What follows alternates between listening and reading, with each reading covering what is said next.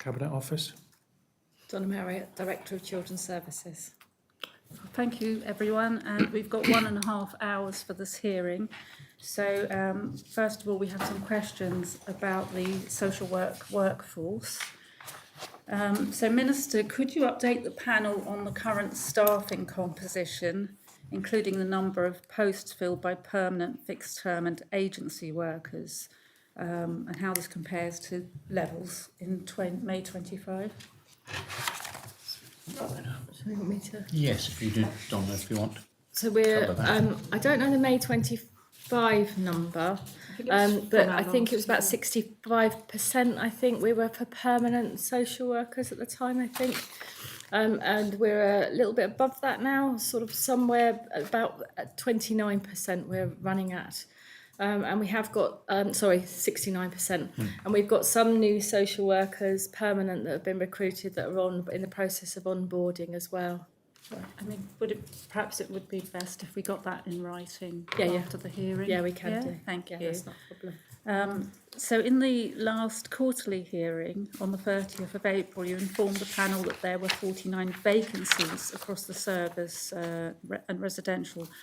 So do you have the current number of live vacancies? For residential, I don't, not here, but we can give you that. We've probably running about in the region of late 30s, I think, in figure, but I would need to get it for you for residential. Okay. I think I've got some. I mean, I've got some figures. Last- I have some. Yes. Yeah. So I haven't got the percentage, That's the new but establishment. yes. So we've got So 133.97 FTEs, that's the new structure. and then the vacancies are 44.32. That's the new against the new structure that we've got. So the actual permanent list here, Oh yeah, the permanent staff is 94. yeah. Okay, so which section would you say has got the most vacancies in? Is it residential? Residential service has got our. Yeah. Yeah. And we've got social work vacancies as well, about 36, but they are covered by agency social workers, whereas in our residential establishment, our gaps are not covered. We have got some agency, So out of 15, I think. out of 44.32 vacancies, only 16 of those are covered by agency staff. In the residential So we have estate. almost 30 uncovered vacancies in residential. Okay, all right. So, if we can follow that up with some of the figures in writing. would So help. the biggest strain on the system will be in the residential workforce, so hence why we've got our TNC review underway. So we'll link to that. So can you say how many workers the department has converted from agency workers to permanent roles, and what barriers are in place to this happening, such as housing, right to work issues, professional registrations, things like that? I can't give you the conversion rate here. We can work that out for you. Yeah. The housing isn't a issue for social workers. Obviously, they get as part of if they move to Jersey or they lived here. Obviously, they have licence that comes with that role. Obviously, we don't onboard from other countries residential childcare workers permanently because they wouldn't get the same licence arrangements. But we have got a piece of policy work looking at that currently. But we would provide accommodation for residential childcare officers that are agency that have come to the island that are helping to fill those gaps for us. And you mentioned the terms and conditions being looked at. They are the covered. residential Workforce, yes. Yeah. Nowhere else in the workforce, just residential. There's been a review underway for some time. We're hoping to have concluded properly in Q4. Links to obviously government funding. So we'll need to obviously get the debate to happen, etc. Okay. But that review is looking at terms and conditions, the whole system really, the rota structure and the workforce offer, and also the training and development, the pathway around training and development of that part of the workforce as well. Okay, so that would be interesting to see. And do you think the introduction of the retention payment scheme for social workers has helped? And is there a plan to extend this offer? I think it has been helpful from some of the work that we've done to review it. The offer stopped in, so I get the years right, it finished in 2024. So this year that funding hasn't been there for the retention scheme for social workers, but it was part of the work we've done for the government plan for seeking additional funding, and that is in the government plan to be reinstated. Okay. As for next year. So with probably a slightly different arrangement around it, with a longer tie-in that would hopefully create better permanence, really. Okay. And have you examined exit interviews to see what people say it's preventing them from transitioning to permanent roles or leaving? So we do review exit interviews, but we've also been looking at stay interviews to try and look where we think staff are staying with us as well. We've done both, trying to sort of get a better understanding of the things that keep people as well as what makes them leave. There's various things around leaving, you know, whether it's cost of living, going home to family is important things, so people come here in a temporary way.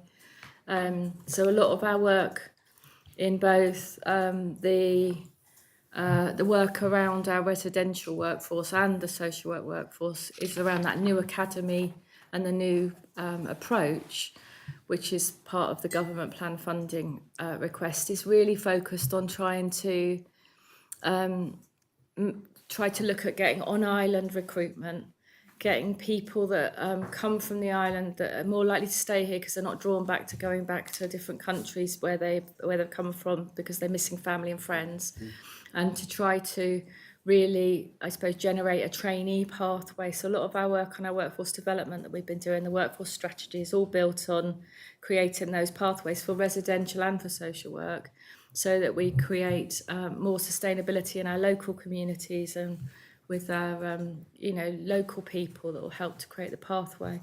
And I'm sure that Malcolm does quite a bit through. I was going to say, if I can just add that the exit interview process is a government-wide initiative where we've tried to improve the experience, allowing people to conduct it completely online if they prefer.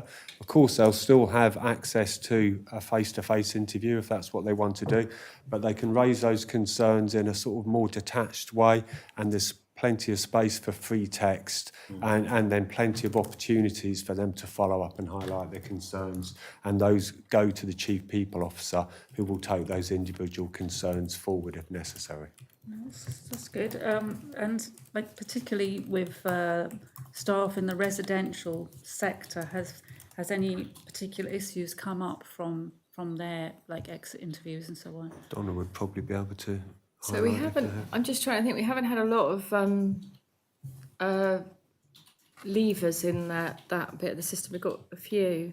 I don't know specifically for the exit interviews for those few that we've got that have been moving through. We'd need to come back to you about the specifics around those.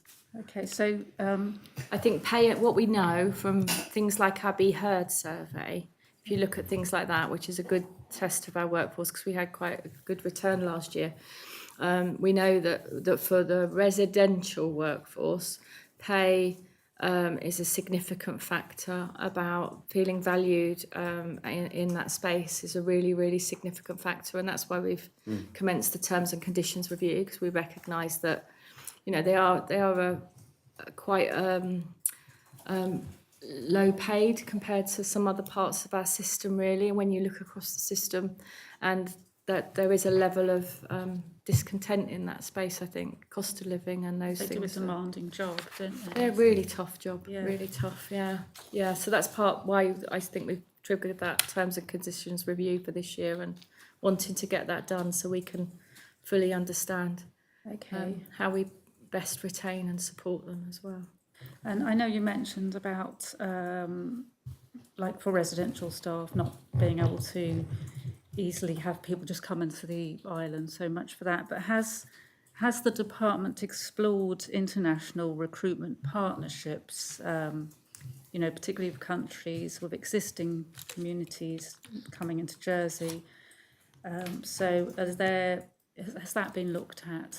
So we've got quite a significant piece of work going on away currently in our workforce strategy across the whole of children, young people and children and family services to try to get that analysis about what it is we need to do to recruit best across the system.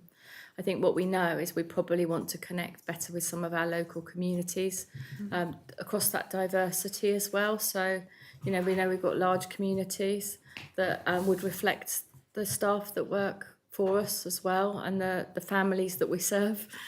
So to try and reach more into those communities rather than necessarily going out for international recruitment. I think we've got work to do on island, and that's the same as what we're trying to do in perhaps in relation to foster families as well.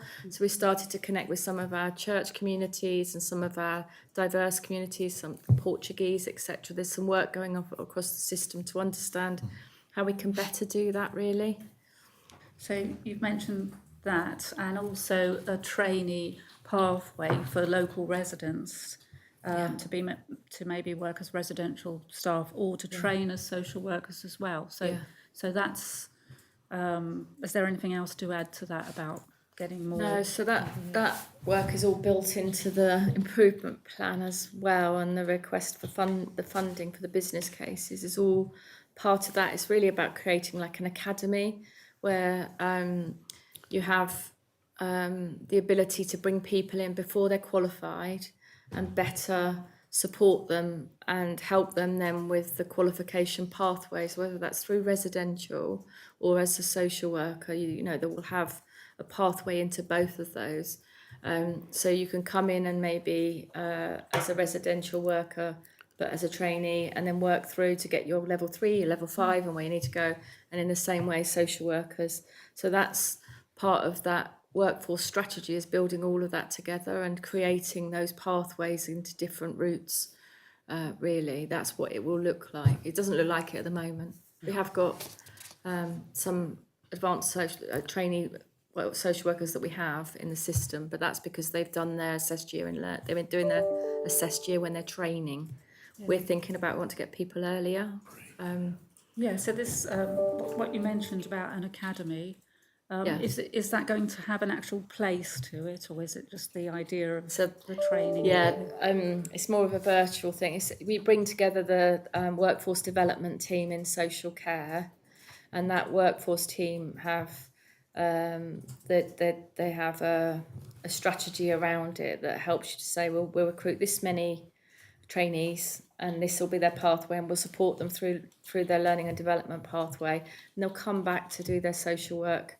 After they've done their academic training, they come back in and they'll do their first year in assessed learning, and that's supported by the department and that training team that do the whole system, as it were. And maybe just before we leave this part, Chair, when it comes to international recruitment, what we're trying to create, of course, is a loving type of home environment.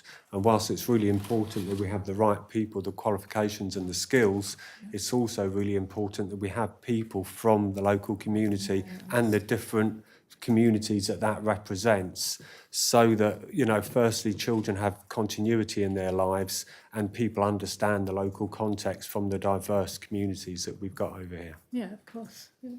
Oh, so I just wanted to follow up on the social work training, because at the moment, obviously, the social work degree has been delivered through University College Jersey. Is that going to continue, or will it be something totally different when you establish the academy? So that's currently being looked at, because that's in terms of by the college, in terms of the volume of staff, the volume of places they offer, and we've only got so much across the whole system. That's adults, children's, and the whole, wherever there be a qualified social work, to make that course viable. because your rate you'll need every year is we're only a small place. So that's being reviewed about the sustainability of that. There's no plan for us to change it unless obviously the college wasn't able to offer it. And also at trying to look at other routes. So some people might not want to do that full time, but there's Open University.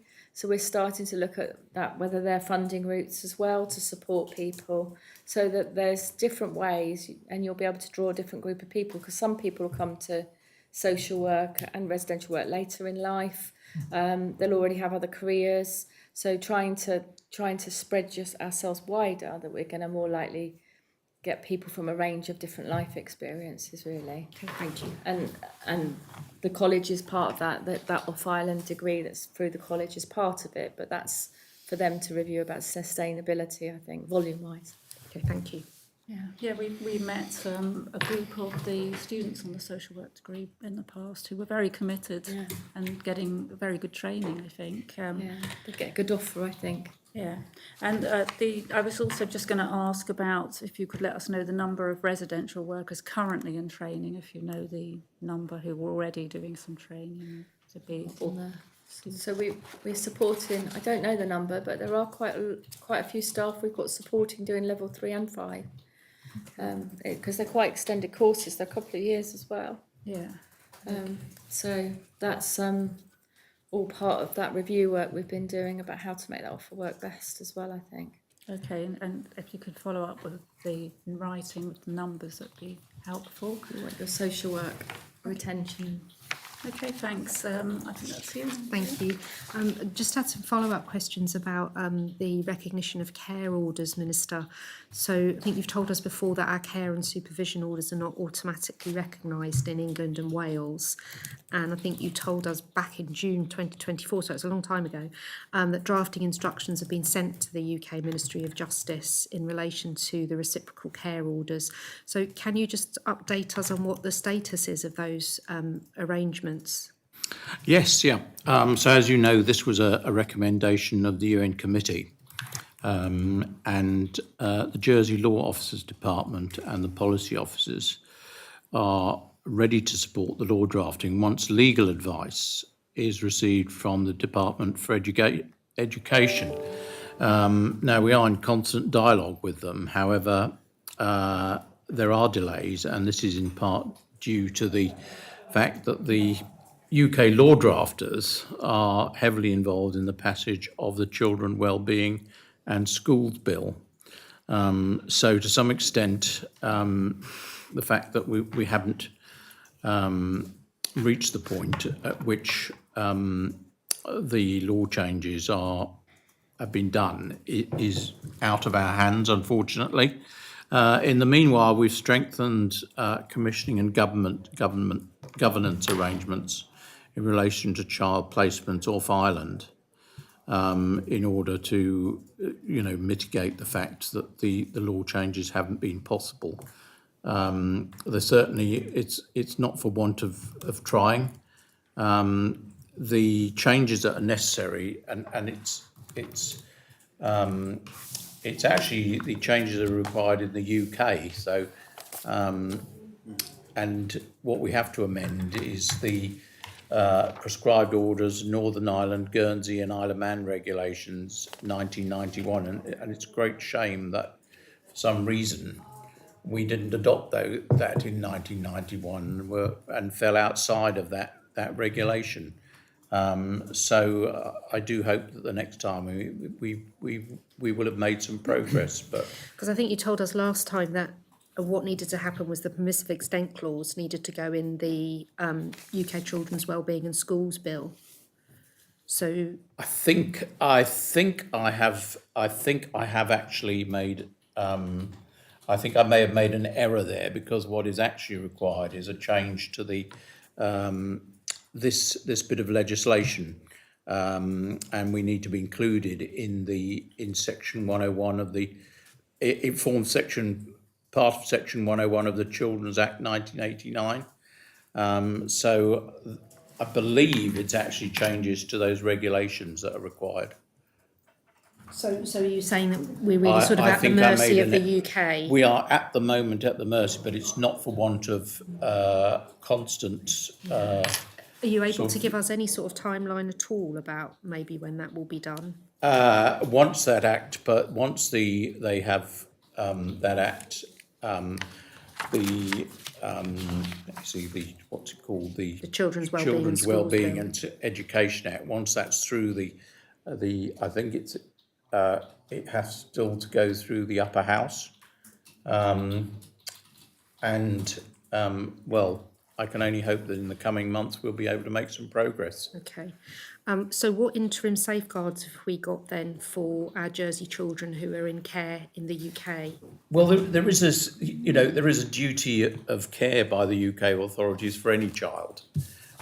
So, in fact, as things are at the moment, although it's not in legislation, there is absolutely no doubt that should a child go missing in the UK, then the UK authorities will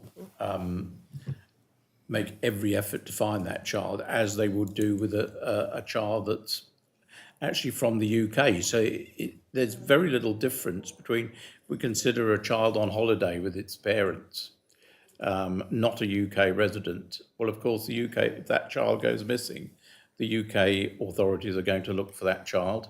And in the same way, if a child of ours goes missing from a home in the UK authorities will automatically look for that child.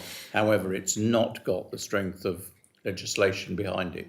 Is the lack of legislation having any issues in terms of the court, in terms of making orders for children to go to the UK?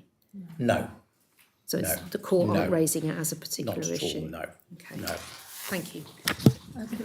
Yes, Can I just add as well, I think probably one of the things to reflect is that in the UK, all local authorities have a statutory duty to safeguard and protect children in their area. So if they're on your local authority patch and there's a safeguarding concern, they do have a duty, even though we carry our duty over, obviously, for all of those children that Do remain you- for us. Does it cause you a problem with UK placements, knowing that they're taking children that don't have reciprocal legislation in place? We Or has it haven't- never been raised? We haven't had that as been an issue. There's Do you think that's because they don't know? I think we always, as part of your placement plan and the arrangements, you'd be thinking about the child lives in a different jurisdiction and trying to set up about what would the safeguarding arrangements be around them. Those children, like the minister's saying, would be still subject to, if they're missing, that obviously the local police. The last time we had a child where there was real concerns, the UK police were really helpful and did really well in helping to mobilise and to look for and search that. So I think we're confident that would be followed through. That's probably not the I think issue that's that right. we've certainly not seen that since I've been here. I don't know about I think- Andrew. Just to reiterate what the Minister said, I think we've hitched our wagon, if you like, of amendment to the kind of Children Health and Wellbeing Bill, which is going extremely slowly. So it's not complete abandonment in terms of no communication whatsoever. We're in contact, we're in dialogue. It is going, that bill is enormous and it's going extremely slowly.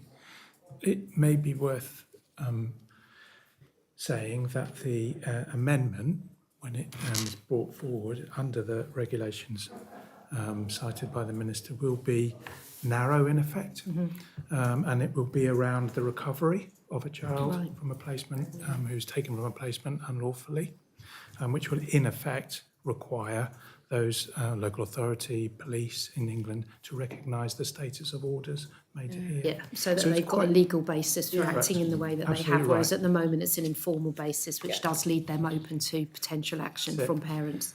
Perfect. So there isn't much reciprocalness No. in what we're trying to do. So that please don't think that there's a block or a going slow because we're asking for something very complicated. Yeah, it's just the process. It's just the process, really. Is that Thank helpful? you. Yes, very helpful. Thank you Okay. very much. Okay, can I just add to that section?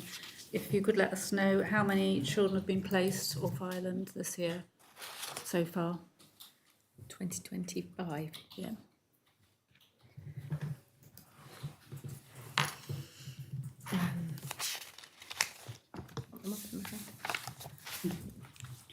get the number for you.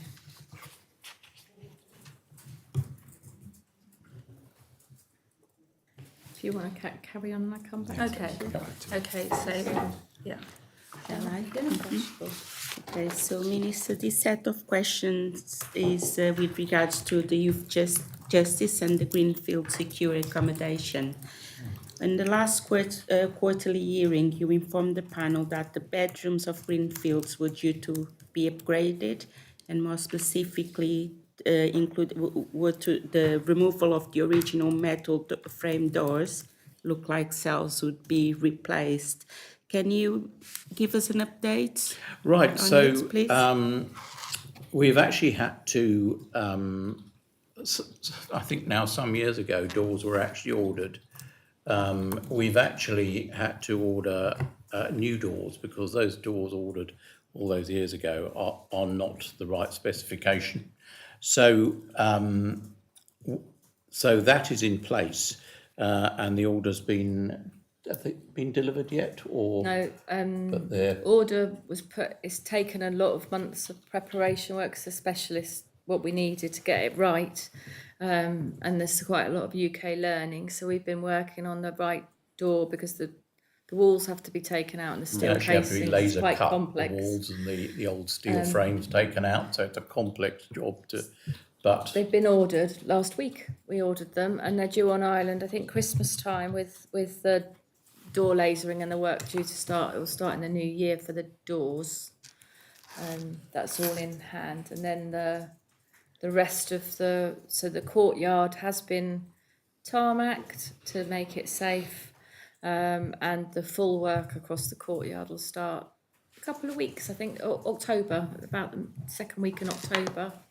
And that'll include a complete refurb of that area, not just about making it safe. That'll be family space, outdoor, it's like a sunken trampoline area, it's some things for young people to do. That'll all commence, it's been procured, we're just waiting for that to commence in October for the works to start. The work on the bedrooms, we've ordered all of the secure safe bedroom kits. The young people have been being involved in a consultation in that.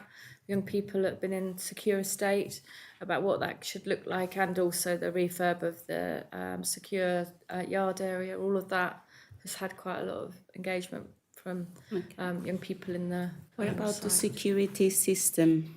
There is a reference that the biometric security system was going to be So we've brought in. reviewed that, and that's what's made the doors a little bit complicated, because we've had quite a lot of connection with some UK secure. There's a new big secure site being built, and we've been over to look at one as well. And we've been trying to take some of the learning that they've taken. I've been across the whole of Europe, looking at doors and security because they're inextricably linked. And the security system, we've looked at the biometrics and we don't think it's the right thing. So where we've actually landed now with a finalised plan is to, we've got some different door systems which are, have got a new updated maglock system in there, much more secure, much more able to take quite a lot of weight or force, and steel lined.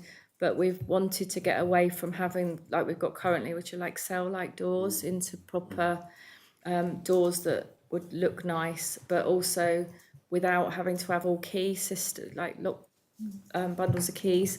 So this is will work by either a wristband or a fob system, and young people will be able to access their own rooms through that without having to have bundles of keys. But there will still be a fallback key system for safety and security. So it won't be a biometric system, but it will be a specialist security lock system that will be centrally secured through the control room there is in that site. Sorry to ask, does that mean that you are doing away with the biometric system, or you will We're not still going to implement procure it? we're not going to procure the You have- biometric. We've decided it's not right for what we need.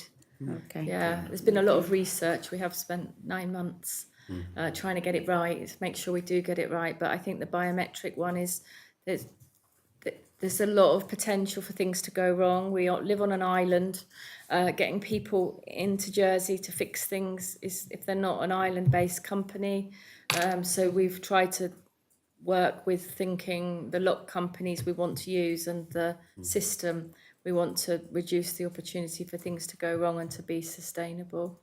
So that's the work that they've done, the team have done and landed on. Minister, at the last hearing, you advised the panel that the development of the inherent jurisdiction unit was expected. Could you please provide an update to the panel on its progress, including any steps taken towards its establishment and anticipated timelines for implementation? Yes, I mean, since I spoke last time, plans have been drawn up, and there's a requirement for bylaw approvals for planning, and that's currently in progress. The development of the inherent jurisdiction is within the secure home. However, it's in a separate area, which has its own access, and therefore somebody in that will have greater freedom in effect, but still be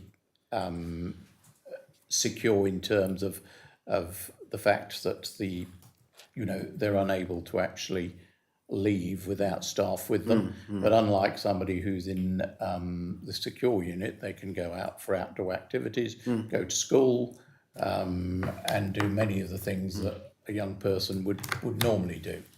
That they have to they obviously during particularly at night time, then obviously the unit is closed.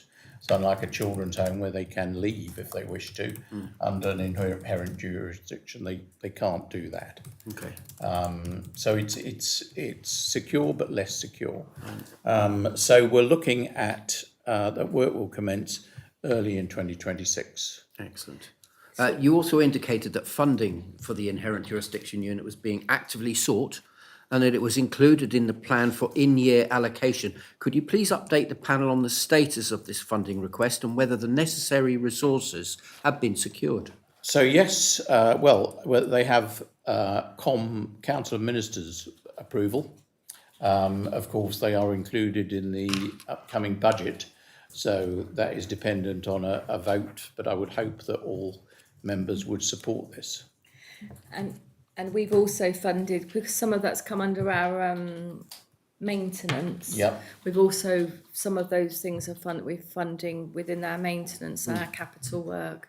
So aren't relying on all, not all of it's reliant on the Council of Ministers. Some of it's already underway. Yeah, there is some. So I've already you can ordered the use doors and existing, things. Yeah, those things are already. I know how difficult Funded. doors are to get built, believe me. Thank you very much.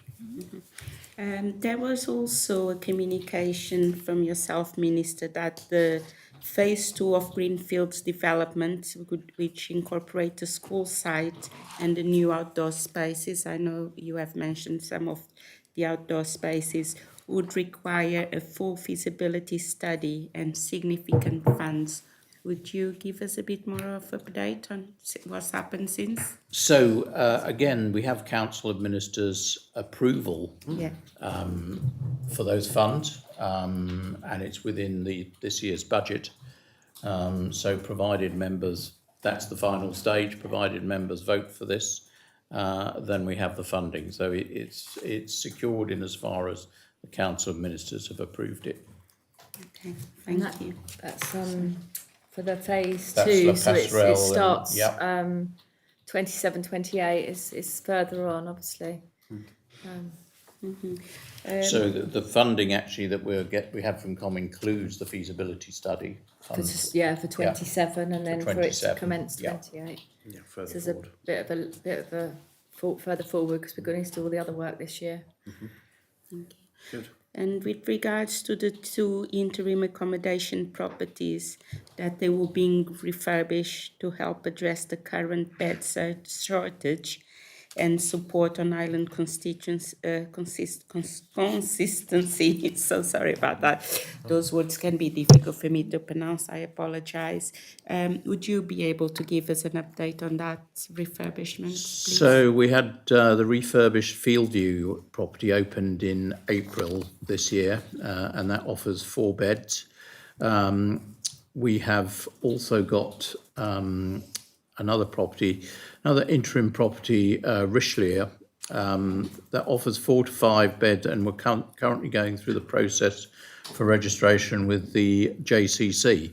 But that will be, once we have JCC approval, Jersey Care Commission, it is ready for, it is actually ready for children to move. It's just got a few bits Yeah. that happened last Yeah. minute bits, but ready in a week. Any idea of dates where you I think think- they could actually be used? I think it's due the first week in October, dependent on registration. Yeah. That's positive. We've got the, you know, It's all ready, nearly. It's just got its last bits of that will be required changing or doing because of the registration. Georgetown. Oh, really? Bagger Road. So it's an interim property. Yeah. Used to be a sort of guest house. Oh, I know. Yes, yes. Thank Yeah. you. Yes, I know the one. Richelieu Lodge. Yeah, yeah. And Yeah. Opposite the Talana, sorry. That's it. Yeah, Opposite, that's the, opposite the Talana. Yeah. Postman. And could you just explain what you mean by an interim property in that way? So the improvement plan, the estates Loving Homes plan, is all built on the premise that we want to stop having interim homes and temporary solutions, and we want a proper estate. I think we know that that is immensely challenging to deliver on the island. We've had a plan to build homes or create homes for some time. So the government plan and the funding that we hopefully will acquire from there will, if it gets through its final approval, that will all create homes over the next 5 years really, that will be permanent. But to get there, we haven't got enough homes now. So we've got a few homes, 2 homes, this one and another one, that are due to open this year, are on track to open this year, that will be interim to bridge the gap over those 3 years. They'll have a 3-year tenancy and then maybe a bit of an extension, that bridge the gap to get to our permanent long-term estate where nothing then changes.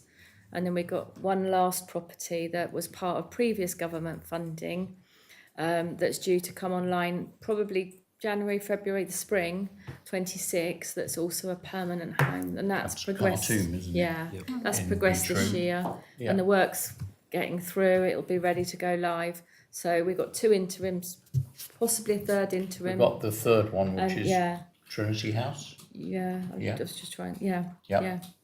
yeah. So those interims will last us through. But we've got the one we've just opened in April is permanent, and we've got another permanent one coming on in the new year that will be permanent. And then the government plan has one supported accommodation property that will have little flats that are attached to it that young people will be able to have proper supported care from.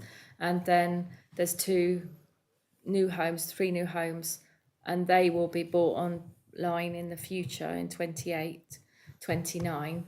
That will be then the permanent estate. And then the interims will have then served They'll their stop, purpose. yeah. And Yeah. yeah. They'll go. Yeah, so hopefully this will serve the needs. Yep. Yeah, and then we'll have proper homes that don't keep getting moved because tenancies end or we don't get planning, or we know we'll have the permanent homes. And the new estate plan provides more beds for children, so they're not 1-bedroomed homes, they're 4 bedrooms. They're still family size homes, but more sufficiency, and we'll be able to match better.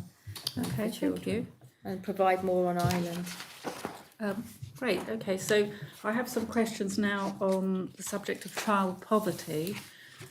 So Minister, could you provide further detail on how initiatives such as reduced GP fees, hot school meals and increased early years funding are being monitored for their impact on child poverty in Jersey? So how they will be monitored is that Statistics Jersey will conduct the living costs and household income survey. However, that won't be till 2027. So at this point, the last time that survey was undertaken in 2022 and 2023, I think, Andrew, there was a suggestion that should be earlier, wasn't there? Yep. But in fact, the decision was that it won't be repeated till 2027. Correct. So in the interim, the cost of living development group, officers from Statistics Jersey are using existing information that's held by the government and looking at how they can use that to monitor the effects of our various attempts to mitigate child poverty. The work's at an early stage, so hopefully I can update you at our next quarterly review. Okay, that would be good for, if the public could see that there's progress as well. Yeah. Yeah. Given that the cost of living ministerial group, I believe, does not currently focus on children's matters, what steps are being taken to ensure that child poverty is adequately represented in cross-government decision-making? Andrew, can you help on that? Well, I'm mindful of some of the programmes or projects or initiatives that the cost of living group have progressed have an impact on families and children. So, for example, the subsidising the cost of GP visits to GP surgery whilst it may not have children on the tin outside, there is a very definite impact.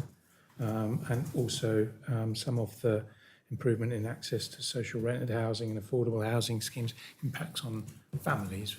So I can see how, I think that some of those initiatives will have a impact on children, even though it doesn't come with the badge of, if you like, children and young people written on it. So I think it's, from an officer perspective, it's really important that we continue across policy areas to make sure that we are joining up and supporting our ministers where there are crossovers, and we will continue to do that. Yes. So, it's that there are those things that have an impact, but perhaps it's not being looked at necessarily from a child welfare perspective. And I know, Minister, at the last hearing, you indicated a willingness to join the cost of living ministerial group. So has a formal request been made for you to be on that forum? Has that been done? I have to say, I don't think that we actually have done that. So that's something we need to take away. Yeah, so you intend Yes. to follow that up? Yep, Yeah? we will follow that up. Okay. Right. Oh, Minister, this is quite a long question. Recent scrutiny hearings and public commentary have highlighted growing concerns about child poverty in Jersey. Where parents have said they're going without food sometimes, people relying on food banks. In light of this, could you outline what measures, if any, are being considered or implemented to address the rising cost of living for families? And has the government plans to monitor and report progress on reducing child poverty across the island? I mean, I know you've just talked about some of the monitoring, Yes, but I is think there that's anything to add to that? I think one of the things which is in the budget, of course, is the back to school bonus, which will pay for children's school uniforms and other equipment, because we know that families with children attending school for the first time or going back to school after the summer break have a fairly large cost of getting uniforms and making sure that their children have all the right equipment to go to school. So that's obviously firmly in the budget, and there's money earmarked for it, and I'm sure that members will support that initiative. Yes, I mean, is there anything else to add to that, do you think? Well, I think some of the work that colleagues in Social Security that's what I was. are yes. progressing, particularly around some of the Connect Me grants. There's a small amount of grants. There's been a good take-up of them, and they represent I think, quite an innovative approach, acknowledging government isn't the answer to everything. That government has a responsibility in this space, but there are also opportunities for small-scale charitable sector to be supported to reach those parts of our vulnerable families and children that sometimes government doesn't always get to. I mean, so you I know, think that's part of it. I've said it before, as you know, as a constable, that I'm more than aware of this, and I think my fellow constable here is the same. That families do approach us, particularly with growing children, and they simply, you know, they've been to food banks, but that simply isn't sufficient. And you know, we have funds available to help them, but of course that isn't that, you know, that it isn't really how it needs to be addressed. You know, there needs to be more of a government-wide access to funds. You know, we're very, you know, we're very open to helping and happy to be able to, but the fact that people come to us in almost desperation is a pointer to where we are. Would you say, Minister, you would be prepared to initiate that sort of conversation within your Council of Ministers? I think that's something that we can take away, and I think yes, the fact that we're doing it, you know, the fact that we're doing it anyway just proves that it's a problem. It's a bigger problem because it's all the families you don't know about. Pride is an element, Minister. Yeah, you know, likewise, and I hope they don't mind mentioning, but we will be commencing a food bank in our parish as well, because there are those people who can't necessarily get to the food banks in St Helier. Again, that's you know, we can see the need for that. We can see the people who need that help. Okay, yeah, thank you. I think That's me. Thank you very much. Yeah. Play facilities, Minister, and the play strategy. Can you provide an update on the progress of the play strategy aimed at ensuring children and young people have access to both indoor and outdoor play spaces? I can indeed. So where we are with the strategy is we're still on target to produce by the end of the year. We have a working draft, which we're just going to go back to the stakeholder engagement group with. Once that is finalised, there'll be a cascade process, and of course I'm happy that Scrutiny will be part of the first people to get the strategy. But there's a couple of things that I'm sure you're going to ask about, and one of them is accessibility of play spaces.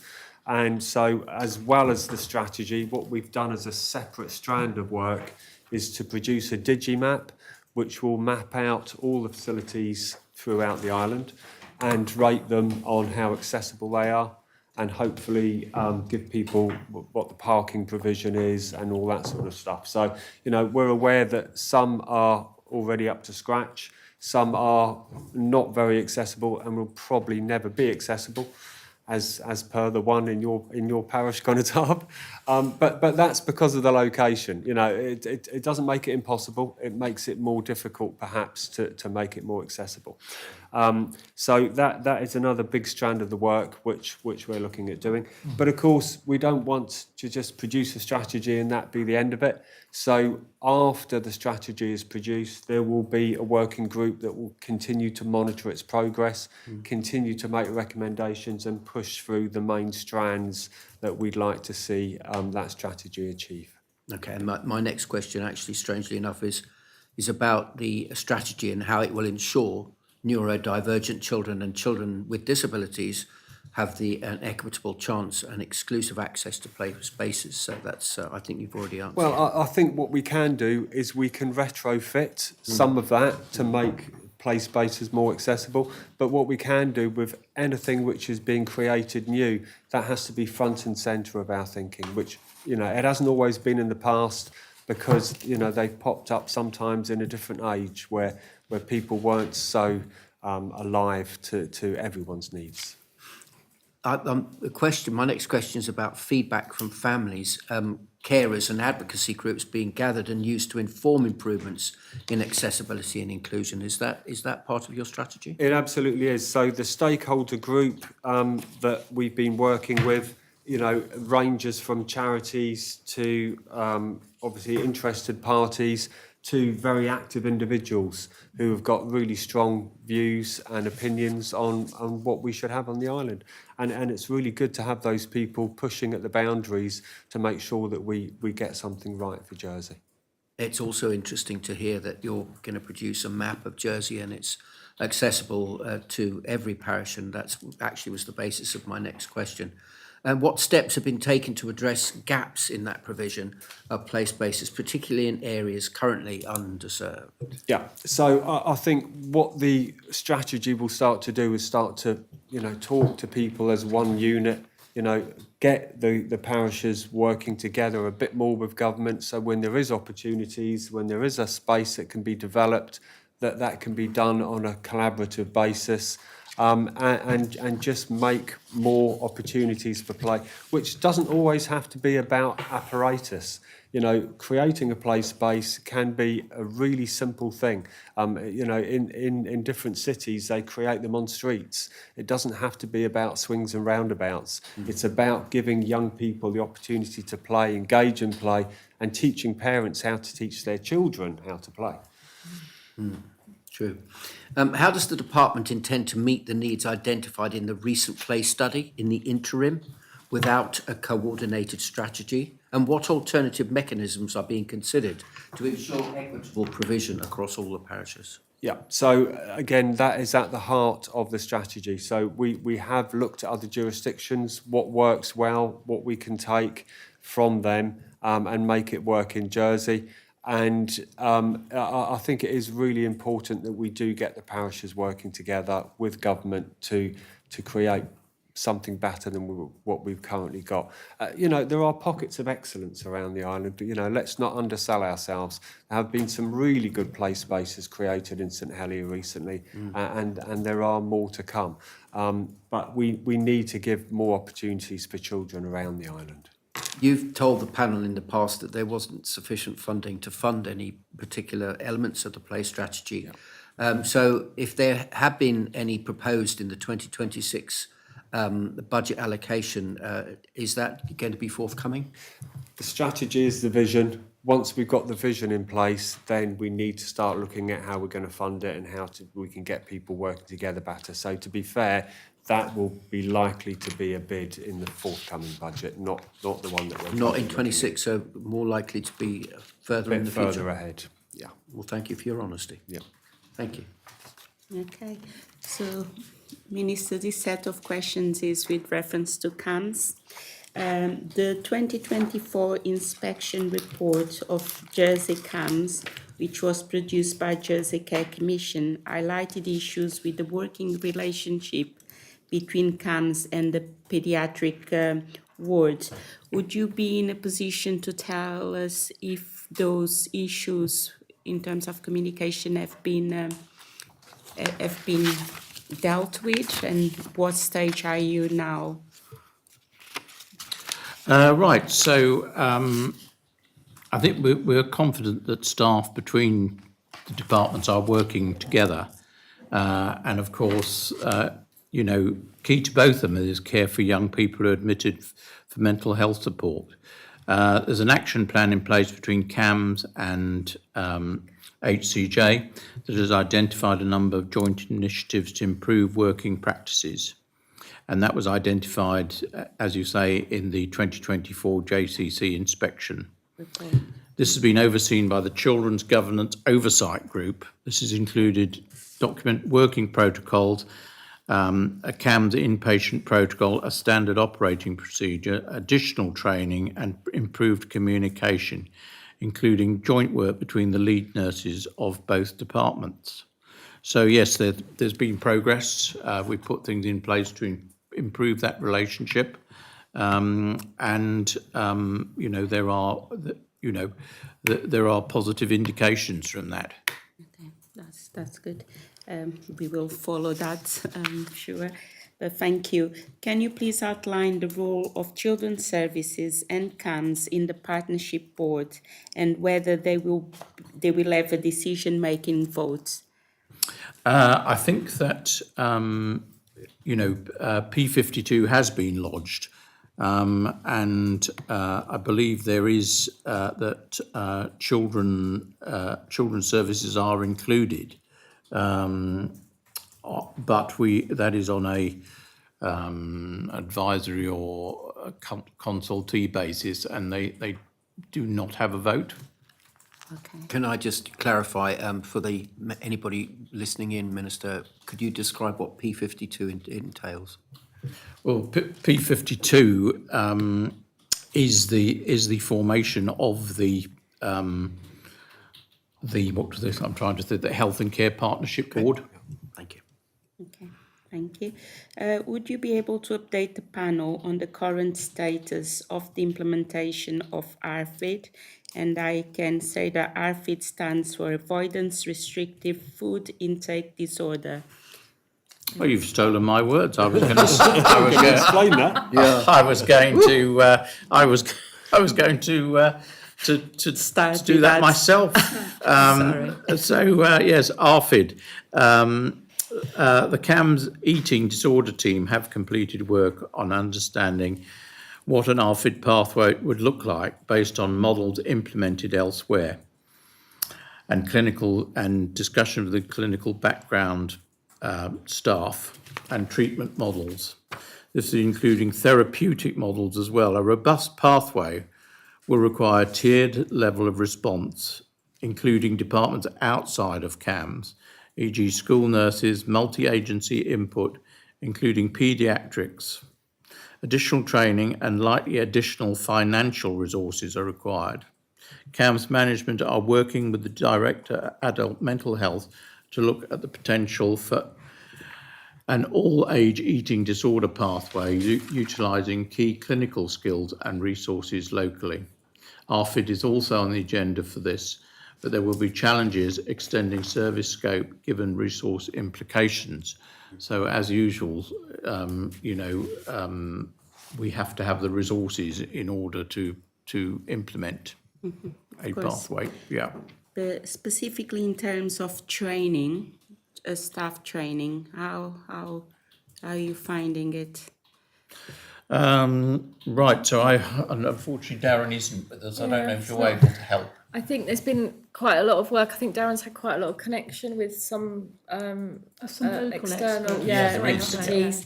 I think he's had quite a lot of interface with that in terms of trying to look at, I suppose, strengthening the understanding in department. I think it's a much wider thing. It will be, if you're going to create a pathway means you've got to create the service. That's the work that they're doing with adult mental health to create that more seamless service across the whole system, but it would need funding, and I guess training would need funding in a broader way along with that as a piece of work. But certainly he's been very engaged with, I think, some of the local expertise there is and some of the broader expertise in trying to understand it and make sure that certainly his service have that level of knowledge.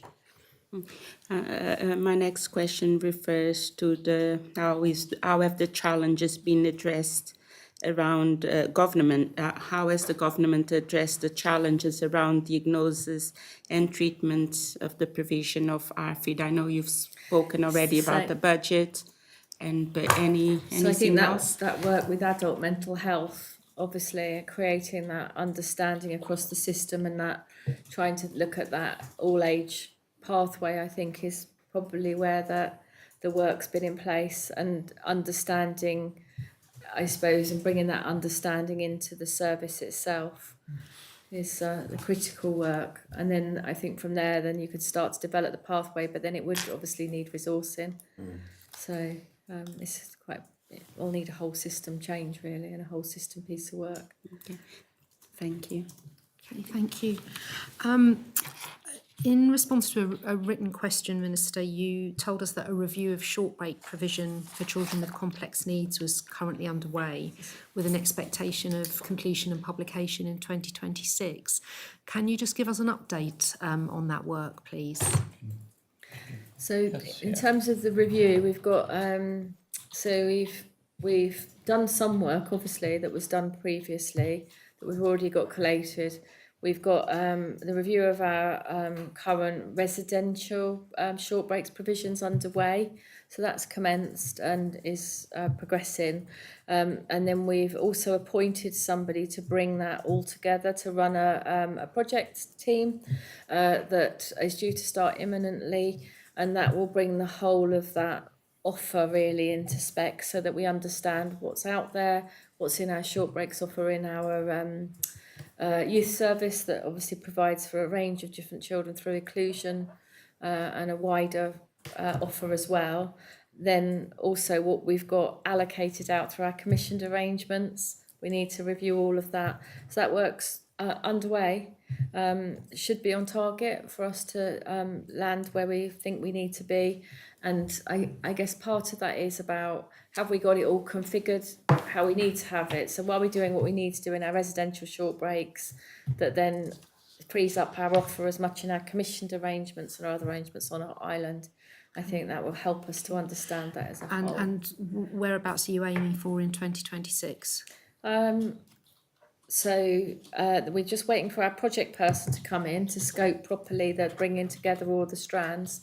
So I think if we get to our next scrutiny, we could be clearer about the timeline for conclusion, but we wouldn't be planning on it taking all of 2026 or anything like that. Thank you. We would want to bring it together. But until that project person's in to sort of bring together the various timelines of what we've got, things like our residential short breaks, understanding and offer will be sooner. It's just bringing the whole picture because it'll be quite complex because there's quite a lot of commissioned and different arrangements across the island.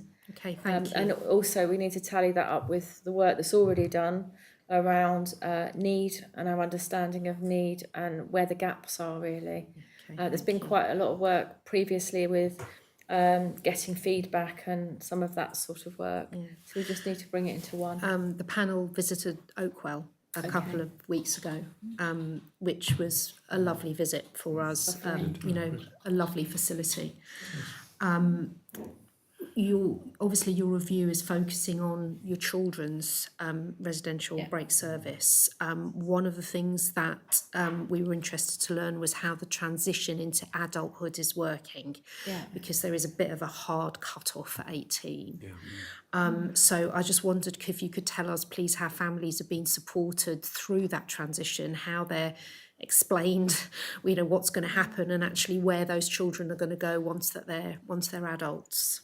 I think we recognise the value that charities play in this space, particularly when it's post-18. So, you know, New Horizons and Les Amis and Autism Jersey and Headway.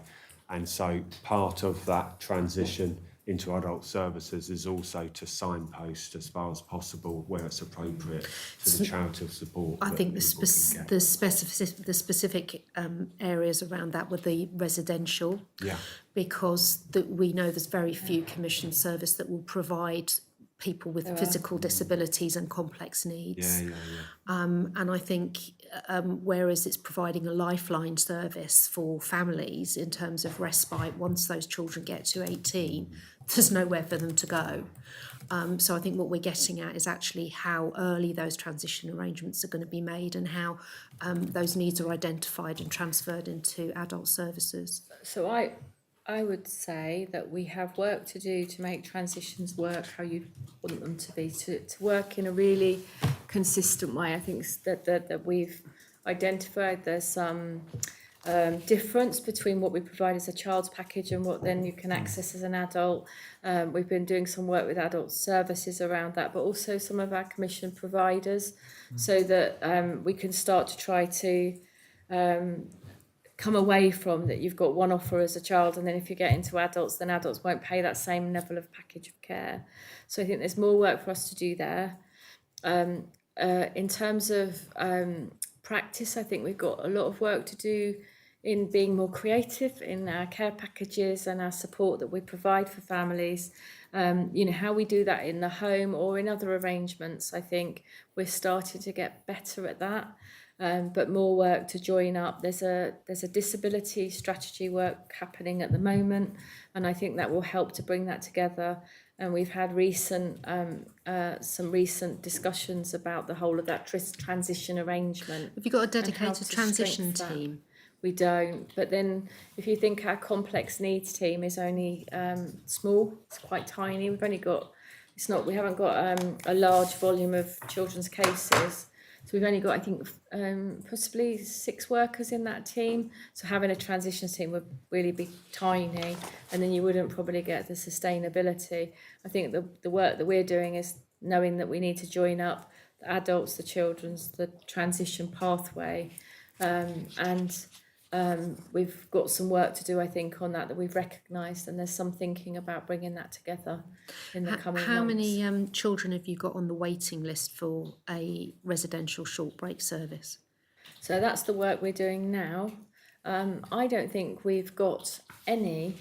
I would need to check this, but I don't think we've got any families that are waiting for residential short breaks. But we have got families that want short breaks and an offer. And I think what we want to understand is what we've got in those 2 short breaks units. Are we making the best use of that? Because a residential short break doesn't only need to be overnight. And how can we make better use of the offer that home can do? Because it's got really, you've been to it, where it's got really specialist provision in their specialist staffing.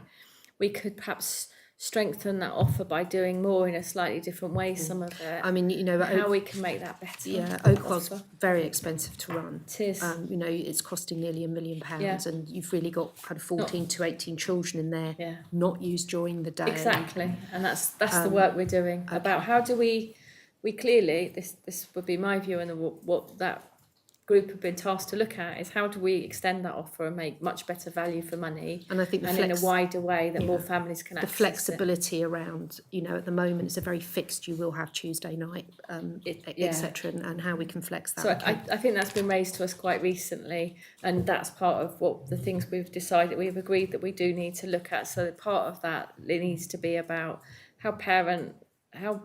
how we can be flexible in our offer. What does the offer need to look like? But also we've got some children that are accessing like our short breaks offer through the youth service that have got really complex needs that perhaps would, you maybe could make better use for those provisions we've got, and then that would free up more space to then do more of a short breaks offer. So some I think the challenge is probably we don't well enough know need, and we don't well enough know our offer, and then when we bring all of that together, then we can make better use of everything we've got, and I think we can offer a lot more in a different way. Thank you. We have to be more flexible with some of it and accept that it won't be exactly what everyone wants, but we might be able to do a lot more. Thank you. We think. In terms of accessibility and inclusivity in sports activities, Minister, can you tell us how government is delivering on its commitment in the children's plan to provide more places to play and also free clubs and activities? Yeah. So Jersey Youth Service have an inclusion project, and there are lots of sporting activities for young people to get involved with, particularly young people who have got disabilities of one sort or another.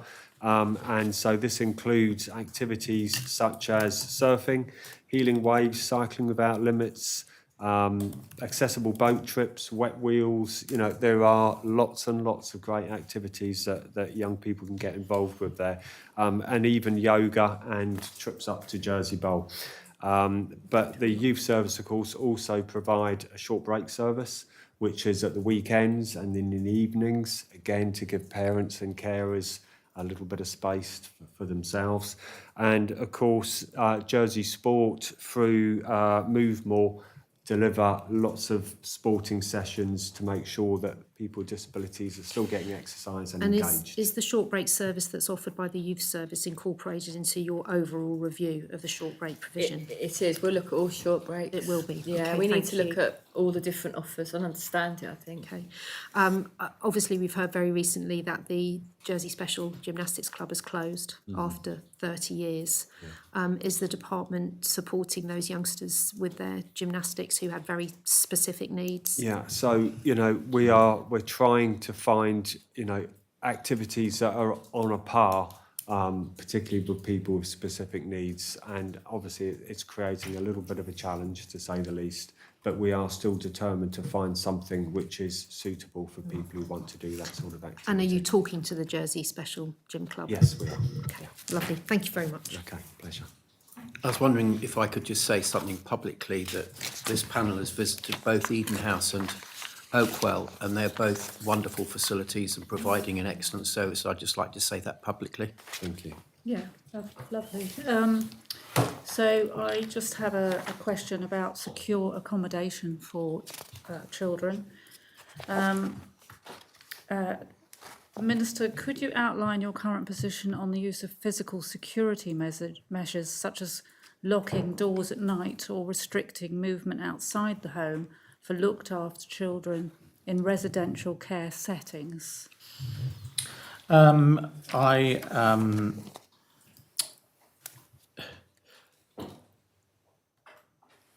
It's not that I don't want. It's not that I don't know the information, but there is currently an ongoing legislative process, and therefore at this point, in a public setting, I'm not able to comment. However, I would be happy to give you a private briefing. Okay, so do you recognise that children going out at night might be at risk of sexual exploitation, especially vulnerable children? I think that I think that I think I've answered this question, because I'm prepared to do it in a private briefing, but because of that legislative process, and that anything I might say might be referred to, I therefore would be unhappy to answer any questions at this point. Okay, I mean, can you say anything about your opinion on the balance of safeguarding responsibilities against the rights? At this point, I'm not going to comment. Okay, Donna, did you have that number? I'm very happy for us to arrange a private briefing, and I can answer all those questions. But we are in a slightly awkward position at the moment. And this is because of a legislative process that's ongoing. Yes. Okay. Yeah.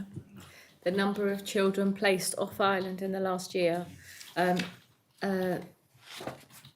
Sorry, did you want this year or the last year? This year. Both, or if possible, but If I give you this year, yeah. we've got 5. There will be on top of that arrangements but these will be tiny numbers. Children who go with a parent in an assessment centre with a baby, perhaps with parent and child, that aren't included in that figure because they're not really children placed off island. It's a specialist assessment arrangement. So it's, just 5. Okay. Did you have the figure for last year or not? I've got 5 because you said since it's for 2020, but 2025 you said, did you, this year? So for this year and last year, if you had it. I haven't asked for last That's year. okay. Right, so five this yeah, year. yeah, 5 this year. Okay, all right. Yeah. Well, I think we've actually completed all our questions. Would you like me to give you an update on the youth centre I in was Ann Street? wondering if I could ask you that, actually. Can I move in? We see that you're just about to buy it I know, yeah. when it's nearly finished. Because the panel was fortunate enough to look around at the building and see the progress, and it's going to be a great place. There's nothing like getting the experience of seeing it before and after. So I'm really grateful that the panel attended and took it all in. So the Minister for Infrastructure has purchased the site, which is a really big step forward because it brings it completely under our control. And the programme now is that by the end of this year, we will start work on Belmont House. So there'll be a spade in the ground there, with work on the main building itself starting during 2026, hopefully the early part of 2026, with completion being around the middle of 2028. So, purchasing the property and the land was the big step forward. Now we can get all systems going. So, yeah, I mean, you probably remember from when we visited the site, the bit out the back needs to be pile driven. And so all that work can start to get mapped in now, which is brilliant. And removing some of those, the existing equipment is going to be very challenging. Yeah, it is. Yeah, but equally, there's some really quirky bits of equipment in there, some really nice legacy stuff. So it's going to be a great experience for young people. Because the piling has to go in relatively quickly. Yeah, it does, because that's Because how of we the other can... development around it. What we don't want to find is that we're cut off from doing the piling. Yeah, and the machines are sizable. They are. Yeah, but that's all working out as you were hoping. It is, Yeah. absolutely. Yeah. Great step forward. that It's a has great been step purchased. forward this week, particularly. All right, that's great. All right. Okay, Thank you very much, everyone. thank you. Thank you very much. Thank you.